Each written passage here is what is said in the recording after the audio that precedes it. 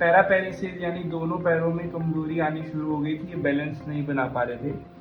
आज सिर्फ 1.5 महीना हुआ है इस ऑपरेशन को हुए।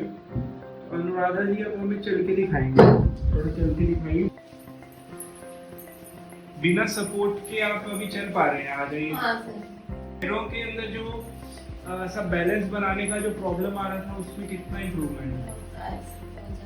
मतलब पैर में कमजोरी में ज्यादा मूवमेंट अच्छा लग रहा है या फिर जो सेंसेशन है जैसे गरम ठंडा हाथ लगाने का उसमें ज्यादा इम्प्रूव? उसमें ज्यादा जो सेंसेशन है।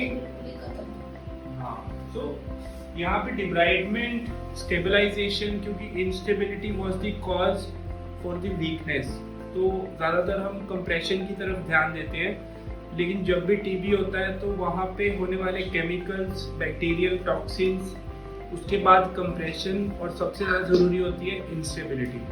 यहाँ पे instability was the cause for the myelopathy. आज टीबी की जो दवाई है उससे 90% बिना ऑपरेशन के इलाज संभव है, लेकिन जब हमारे स्पाइन गिव अवे कर दे, वहाँ पे बोन लॉस हो जाए, तो हमें उसको स्टेबलाइज करने की ज़रूरत पड़ती है, तभी हम उसके अंदर 100% रिजल्ट निकाल सकते हैं। आज इनकी पावर ऑलमोस्ट 80 to 90% वापस आ गई है। जो रही सही 10 से 15% की जो कसर है उसमें 6 से 9 महीने तक हम कहते हैं कि रिकवरी पॉसिबल है। आज हमारे साथ उनके हस्बैंड भी हैं जिन्होंने टाइमली डिसीजन लिया, तो आप हमें बताइए कि आपको कैसे समझ में आया कि इस ऑपरेशन की ज़रूरत है और इतना बड़ा आपने डिसीजन लिया, इस बात के बारे में बताइए। तो बैलेंस बनाने की दिक्कत से पता लगा था या फिर कमजोरी आ गई डॉक्टर साहब, चलने की दिक्कत हो गई थी, खाना बनाने में?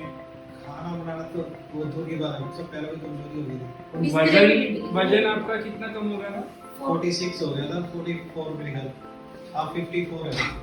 तो पेशेंट का जो वेट है वो कम होकर सिर्फ 44, आप समझ सकते हैं कि एक अडल्ट वुमेन जिसके 2 बच्चे हैं और उसका वजन सिर्फ 44 रह गया 55 से घट के।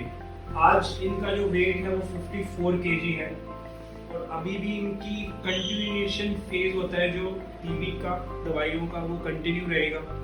और ये ESR CRP वैल्यूज़ को देखते हुए, एक्सरेज को देखते हुए इसको मॉडिफाई किया जाएगा ऊपर या नीचे।